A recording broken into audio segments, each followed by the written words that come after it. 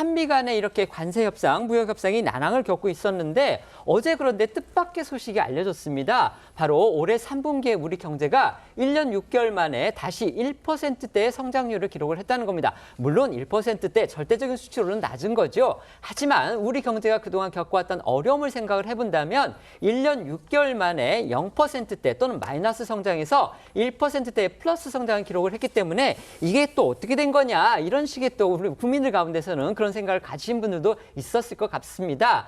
특히 눈길을 끄는 거는요. 한국은행의 분석 내용 중에서 관세 협상이 난항인 상황에서도 수출이 선방을 한 것이다. 이런 분석이 나왔기 때문에 이건 좀 한미 협상에 대비해 보면 아이러니한 상황이 아니냐. 지금 이런 생각도 드는 겁니다. 네, 이유가 있습니다. 먼저 이 말씀하신 대로 이 3분기 우리 경제가 전분기보다 1.2% 성장했다는 이 한국은행의 발표가 나왔는데요. 지난 8월 전망치를 웃도는 성적표입니다. 당초 이 올해 8월 이 경제 전망 당시 한국은행의 예상치는 1.1%였습니다. 특히 이 내수의 기여도가 컸는데 민간 소비 같은 경우에는 이 소비 쿠폰 등의 효과로 해서 이 지난 2분기에 비해서 1.3% 증가를 했고요. 자, 여기서 수출이 1.5% 늘었는데요. 미국의 이 관세 협상에도 불구하고 유럽 등에서 자동차 수출 호조로 인해서 이 예상보다 양호한 흐름이 이어진 겁니다. 정부는 우리 경제의 회복세가 뚜렷하다며 앞서 전망을 했던 올해 연간 성장률을 0.9%에서 1% 달성 가능성 더 높아졌다 이렇게 자신감을 내비쳤습니다.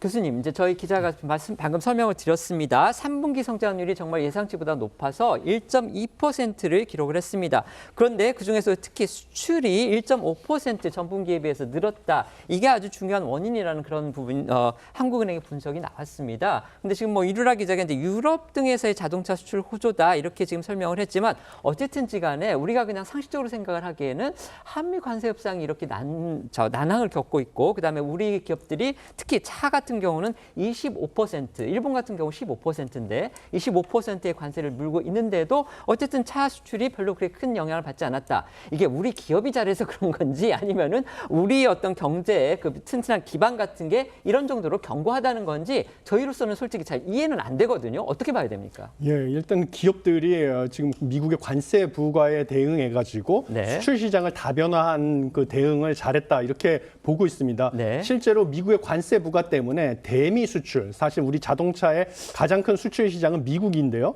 대미 수출 같은 경우는 7개월째 감소하고 있습니다. 그런데 지금 이 자동차 수출이 늘어난 영향은 미국을 제외한 유럽 같은 다른 시장으로의 수출이 늘어났기 때문이고요. 이것은 우리 자동차 기업들이 수출 전략을 그만큼 잘 짰기 때문입니다. 그렇지만 이러한 수출이 얼마나 지속될 것인지에 대해서는 상당히 우리가 주의가 필요하다 이렇게 보고 있습니다. 왜냐하면 관세청에서 발표한 10월 달 수출 동향을 보면요. 10월 1일부터 20일까지 보면 자동차 수출 같은 경우는 전년 대비 25%나 감소를 했고 자동차 부품 같은 경우도 31% 감소를 했습니다. 물론 이것은 이제 추석 연휴의 영향으로 2일 정도 조업일수가 줄어든 영향도 있지만 이렇게 관세가 지속적으로 부과되는 상황에서는 이 수출이 호조를 보이는 것이 지속 가능하지는 않다. 그런 측면에서 이번에 한미 정상회담을 통해서 조속히 관세 협상이 타결이 돼가지고 자동차 같은 경우는 이제 품목 관세가 빨리 경쟁국과 동일한 수준인 15%로 인하돼야만 더 이상 우리 주력 수출품인 자동차가 타격을 받는 걸 막을 수가 있고요. 여기에 더해서 철강 같은 경우도 지금 미국도 50% 관세를 받고 있고 유럽으로의 수출도 50% 관세를 받고 있어가지고 지금 중국산 철강 제품의 공세로 내수 시장에도 어려움을 겪고 있기 때문에 철강 산업에도 좀 도움을 줄 방법을 강구해야 된다 이렇게 보고 있습니다. 네. 안보 분야와 관련해서는요. 한미 원자력 협정의 개정, 또 한국 국방비의 GDP 대비 3.5%로의 인상, 또 주한미군의 전략적 유연성 문제 등이 핵심 의제로 분석되고 있습니다. 이 중에서도 가장 주목이 되는 건 역시 원자력 협정 개정 이슈인데요.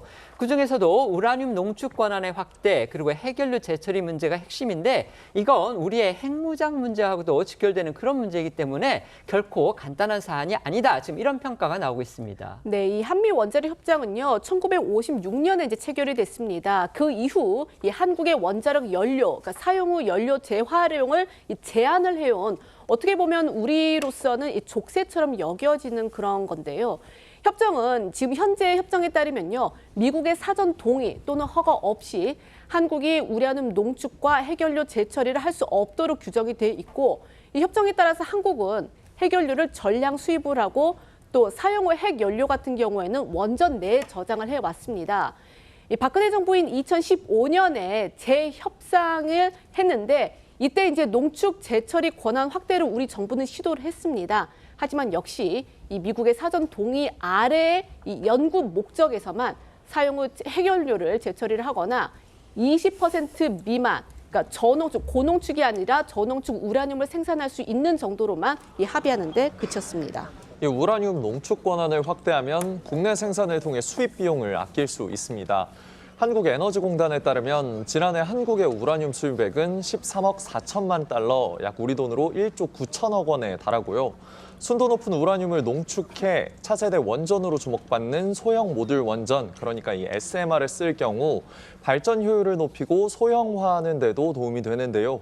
만약 한국이 자체 핵연료 공급망을 구축한다면 해외로 원전을 수출할 때 K원전의 저비용, 고효율 강점을 극대화할 수 있습니다. 관련해 앞서 이재명 대통령은 국방비 증액 의사를 밝혔고 이를 고리로 한미 원자력 협정 개정 논의는 상당히 진전된 상태로 알려져 있습니다. 한미 원자력 협정을 우리 측 요구를 반영해서 개정하는 쪽으로 두 나라가 합의했을 가능성이 크다. 지금 이런 보도가 계속 이어지고 있습니다. 단순한 기술 협력을 넘어서 안보 또 동맹 전략 차원에서 어떤 의미를 가질지 이런 부분 지금 관심을 모으고 있는데요. 먼저 이제 석 교수님께는 그 부분 여쭤보겠습니다. 이게 원자력 관련해서 양국이 협력을 한다 이러면 물론 이제 안보적인 측면에서도 있지만 경제적인 측면에서도 한국과 미국이 마스가 그러니까 조선에 이어서 또 반도체에 이어서 원자력 어떤 건설 부분에서까지 협력할 여지가 생기는 것이냐 이런 또 궁금증이 생기거든요. 어떻습니까? 예, 원자력 관련해 가지고는 협력할 수 있는 부분은 소형 모듈 원전이 가장 유력하게 꼽히고 있습니다. 네. 소형 모듈 원전 같은 경우는 지금 탈탄소가 중요한 상황에서요.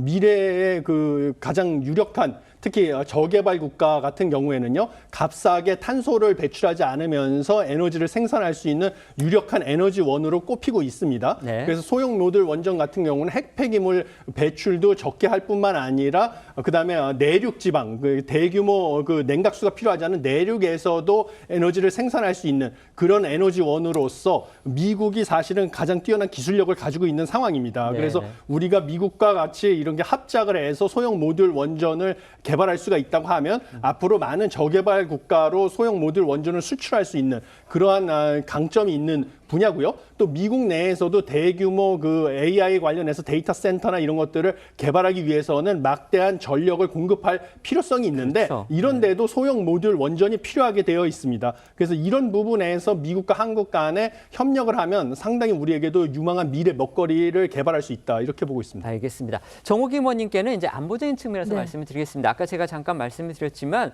우리 보수 강경 보수 입장에서는 결국 북한의 핵무기를 사실상 트럼프가 이제 인용하는 쪽으로까지 용인하는 쪽으로까지 가는 거 아니냐. 그렇다면 우리는 당연히 핵무장의 그런 여지를 갖고 있어야 되고 이를 위해서는 한미 원자력 협정부터 개정을 해야 되는데 이 부분에 대한 확고한 어떤 담보나 그다음에 약속을 이재명 대통령이 진보냐 보수냐 이 진영을 떠나서 받아내는 게 중요하다. 이번 한미 정상회담에서 그런 부분에 대한 합의가 나와야 되는 거 아니냐. 지금 이런 기대와 그다음에 어떤 요구를 갖고 있는 것 같습니다. 어떻게 생각하십니까? 그러니까 오래전부터 사실 우리가 원했던 게 한미 원자력 협력 협정의 개정이었거든요. 네. 그런데 만약에 이번에 그게 우리가 원하는 대로 풀린다면 생각보다 너무 쉽게 풀리는 거라서 그 이재명 정부의 큰 치적이 될 것 같고요. 지금 안보실장이 그 부분에 대해서는 다소 자신감 있게 말해서 네. 저는 특히 그 부분을 주목하고 있거든요. 근데 이제 우리가 그거를 북한 핵 문제와 연계시켜서 주장을 하다 보면은 마치 또 북한이 핵 보유국이니까 우리도 카드를 쥐고 있고 미국이라는 나라는 일본은 이미 오래전부터 사용 후 핵연료의 제철이라든지 또는 그 우라늄의 농축과 관련해 갖고 포괄적 동의를 오래전에 그렇죠. 낙하손해 정부 때부터 받았거든요. 그럼에도 불구하고 미국은 일본의 핵 무장에 대해서 의심하지 않습니다. 안 할 거라고 생각하는데 한국에 대해서는 이상하게 미국이 어떤 생각을 하고 있냐면은 그걸 허용해주면 한국은 문턱을 쉽게 넘을 거라고 생각을 하기 때문에 우리가 미국에 주장할 때도 우리는 원자력 강국으로서 사용 후 핵연료의 그런 처리라든지 또는 연료를 우리가 자립한다라는 차원이라는 부분을 강조하고 미국도 그 명분으로 그것을 허용해 준다면 지금 미국은 아까 소형 원자로도 말씀하셨지만 기술적으로 연구는 가능할지 모르지만 직접 생산한다라든지 상용화를 못합니다. 왜냐하면 그런 인력 자체가 없습니다. 그래서 그런 차원에서 윈윈 할 수 있는 아까 윈윈을 말씀을 하던데 트럼프가 그런 점에서 우리가 강력히 밀어붙여서 그것만이라도 효과를 가져온다면 우리가 관세 협상에서 다소 만족치 못하더라도 국내 정치적으로 이것 때문에 큰 비판을 피할 수 있는 그런 정치적 효과도 있을 것 같습니다.